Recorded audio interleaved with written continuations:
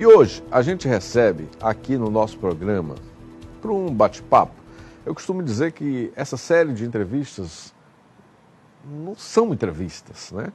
São conversas, bate-papos, para que a gente possa trazer aqui assuntos de interesse da nossa população. E hoje o nosso convidado é um defensor público, que é coordenador, inclusive, do Núcleo de Execução Penal, o Dr. Bruno Dickson Maciel. Traz aqui alguns esclarecimentos, algumas ponderações. A gente vai conversar um pouco de como é que funciona essa esfera da Defensoria Pública aqui no nosso estado. Bom dia, doutor.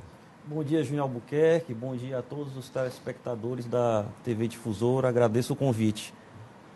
Bem, como é que atua para que as pessoas entendam? Porque aqui a gente fala para uma população gigantesca. A gente tem um alcance muito grande, graças a Deus. Então vamos deixar claro como é que atua a Defensoria Pública, sobretudo a sua esfera de execução penal. A Defensoria Pública tem o Núcleo de Execução Penal, em que é prestada assistência jurídica àquelas pessoas que estão presas, né? Sim, aos apenados. Aos apenados, né? Pessoas privadas de liberdade, tanto homens como mulheres. Aqui em São Luís nós temos cerca de 15 unidades prisionais, nós temos cerca de 6 mil pessoas custodiadas. Então, o Núcleo de Execução Penal faz o atendimento jurídico dessas pessoas, orientação, peticionamento. Nós atendemos também os familiares dessas pessoas na sede do nosso núcleo, ali no Renascença, né, a sede da Defensoria, atrás do Tropical Shopping. Sim. O nosso atendimento é sempre de segunda a sexta-feira pela manhã, das 8 ao meio-dia, sem agendamento. Então, as pessoas que chegam são atendidas, são informadas, né, com relação aos processos. Fácil, sim, simples assim. Temos também atendimento via telefone fixo, ligação, também WhatsApp também. Então, assim, é um trabalho hercúleo, né? É um trabalho gigantesco, é uma demanda muito alta. Nós defensores, nós somos 12 defensores nesse núcleo, né? Atendemos nessas unidades prisionais todas. Além da questão jurídica, né, processual, nós também trabalhamos com projetos no cárcere. Sim. Nós não ficamos só naquela visão de gabinete. Nós também saímos do gabinete para tentar melhorar as condições de vida dessas pessoas. Por exemplo, eu posso citar ontem, estive reunido na Secretaria de Administração Penitenciária para tratar do projeto Eu e Ela, Repensando o Gênero. A gente vai desenvolver um projeto, executar a partir da segunda-feira, na unidade prisional São Luís 1 e também na unidade prisional feminina, buscando a conscientização, a mudança de mentalidade daqueles homens envolvidos em violência doméstica e familiar contra a mulher e também daquelas pessoas envolvidas em violência de gênero, né, que no Brasil cresceu muito, né, essa questão da violência, né, com aquele acirramento eleitoral há pouco tempo atrás. Então, a Defensoria vai trabalhar nessa questão preventiva também. Nós também temos uma campanha interessante chamada Leitura que Liberta. Né? Ano passado fizemos uma parceria com a Arquidiocese de São Luís, conseguimos arrecadar mais de 1.500 livros. Sim. Esses livros são usados no cárcere, nós fizemos a doação para desenvolver a questão da remissão pela leitura. Então, as pessoas que estão presas estão tendo essa questão da remissão pela leitura e também mudando um pouco a mentalidade, abrindo novos horizontes. Né? Porque nós sabemos que a vida do cárcere não é fácil. Há muitas privações, há muitas dificuldades, há o distanciamento familiar. Nós temos aqui, principalmente aqui na capital, muitas pessoas que são do interior, que cumprem pena aqui, então gera um distanciamento com a família, né? Isso aí não é bom para quem deseja a ressocialização dessas pessoas. Então, a Defensoria ela busca não só a questão processual, né? Claro, garantir os direitos previstos na lei, na Constituição, mas também projetos que busquem mudar a mentalidade dessas pessoas, gerar oportunidade de desenvolvimento dessas pessoas. Porque o importante quando elas saírem do cárcere, que elas tenham um know-how, uma possibilidade de se reinserir na sociedade e não voltem a delinquir. Né? Esse é o fundamental que a Defensoria sempre preza. Não só a questão, a pena não tem só aquela finalidade retributiva, né? Com relação ao mal que aquela pessoa praticou aqui em sociedade, mas também busca a reeducação, né? Aperfeiçoamento dessas pessoas.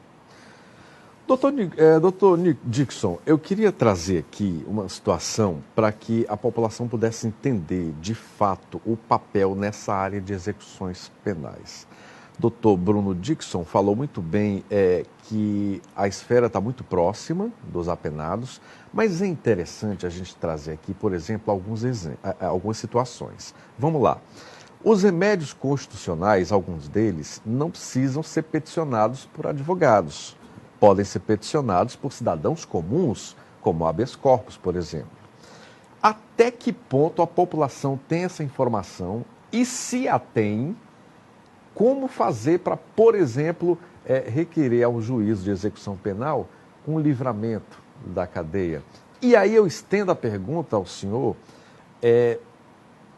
sobre o aspecto do cumprimento da lei de execução penal junto ao apenado penitenciado. Como é que funciona para que ele, por exemplo, que tenha já por garantia uma aceleração do processo, não fique lá na letargia do Estado e seja provocado? Não, sim, na execução penal é previsto o direito de peticionamento, né, o direito de petição. Então, qualquer pessoa presa, ela pode escrever uma petição junto ao juiz de execução penal, postulando algum direito, né, como livramento condicional, progressão de regime, dentre outros. Também o habeas corpus também. A gente, por exemplo, aqui no Maranhão, são poucos os casos em que as pessoas presas realmente peticionam diretamente ao magistrado ou ao Tribunal de Justiça via habeas corpus. Até porque não sabem, né, doutor? Vamos lá. O cidadão comum, uma mãe de família agora que pode estar nos assistindo e tem um filho preso, gostaria de fazer um habeas corpus para o juiz de execução penal. Como é que se faz? A gente fala muito disso, mas não fala como. Então vamos explicar como é que o cidadão comum, não necessitando de um amparo jurídico nessa situação, desse remédio constitucional específico, como é que faz? Na prática, assim, pode ser feito geralmente, assim, os poucos casos que chegaram para a defensoria. O que é que acontece geralmente na prática, né, assim, geral, no Brasil? São feitos esses peticionamentos, né, ao magistrado ou ao Tribunal de Justiça. Muitas vezes, os juízes e desembargadores encaminham essa documentação para a defensoria. Sim, aí qual é o objetivo? Para a defensoria, trazer mais subsídios, né, com relação àquele pleito justo daquela pessoa presa. Né, trazer maiores informações com relação ao processo, sim, ao tipo do crime, a quantidade de pena, quanto já foi a pena cumprida. Então, na prática, a defensoria acaba, mesmo quando há o peticionamento pela pessoa presa, a defensoria ela dá esse suporte, traz subsídios para que aquele pedido tenha sucesso, para que aquele pedido seja concedido. Perfeito. Outra curiosidade que eu tenho em relação a isso é em relação aos processos que são desconhecidos pelos presos. E às vezes eles têm algum tipo de vantagem e não sabem. Sim, o que é que acontece? Nós sempre temos o trabalho na Defensoria Pública, eu digo que nós somos quase detetives. Sim. Porque nós examinamos, são vários sistemas, tá, eletrônicos, sim, que nós consultamos, fazemos uma análise processual completa de todos os processos que a pessoa tenha, mesmo aqueles processos que eles estão apenas sendo investigados, né, inquéritos policiais, por exemplo. E nós passamos todas as informações para o preso. E muitas vezes ele tem uma surpresa de, não, doutor, eu não estou sabendo desse processo ainda. Né? Então, assim, a gente vê realmente assim, muito falta de informação no cárcere. Eu acho que é isso que eu posso dizer que acontece muito no sistema prisional. Né? Informações desencontradas. Então, a gente sempre busca esclarecer, orientá-los, né, com relação a toda a questão processual. E um ponto fundamental que a gente sempre busca trazer para eles é a informação do cálculo de pena. Né? Toda pessoa que é sentenciada no Brasil, ela tem, nós não temos aqui a prisão perpétua. Né? A Constituição Federal de 1988 proíbe essa prática aqui no Brasil.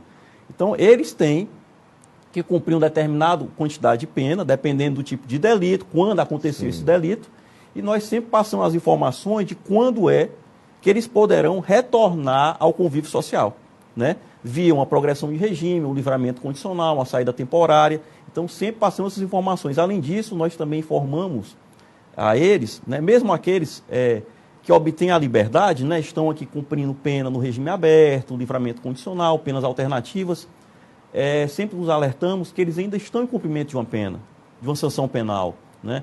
Eles têm uma série de condições a cumprir, por exemplo, comparecimento periódico junto ao Poder Judiciário, né? Participar de cursos quando ofertados, né? Oficinas de trabalho também, quando sejam disponibilizadas. Então, assim, há uma série de condições. E algumas pessoas presas confundem as coisas. Sim. Eles acham apenas, hoje eu saí da cadeia, saí numa progressão de regime, por exemplo. estou com a cadeia paga. E não é bem assim, nós sempre esclarecemos. Parte dela só. Parte dela foi cumprida, né? Porque o Brasil adota o sistema chamado sistema progressivo de pena, o sistema belga, né? Tem o regime fechado, o semiaberto e o aberto. Então é uma progressão, é uma escada, né? A pessoa por etapas, até ela conseguir cumprir a pena aqui junto da família no meio aberto, ela cumpre algumas condições ainda junto ao Poder Judiciário por um tempo, para ter realmente a extinção daquela pena. Doutor Bruno, o que falar dos apenados que são beneficiados com as saídas temporárias e não voltam para a penitenciária, não voltam para o cárcere? O que é? É falta de orientação ou é porque não querem de fato voltar? É falta de acompanhamento? Por que os apenados que não retornam depois da concessão da saída temporária, por que eles tomam essa atitude? Do ponto de vista, claro, da esfera de execuções penais da Defensoria. Essa questão da saída temporária é sempre um assunto muito comentado, né, na mídia.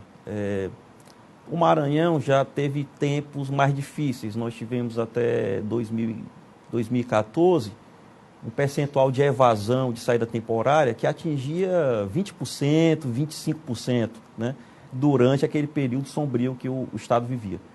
De 2015 para cá, o percentual de evasão de saída temporária caiu muito, né?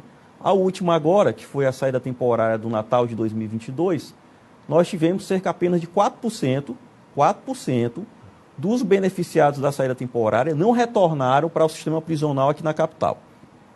E são vários motivos, né? Nós verificamos isso também nas audiências de justificação. Todas essas pessoas que não retornam da saída temporária, elas são submetidas à audiência de justificação.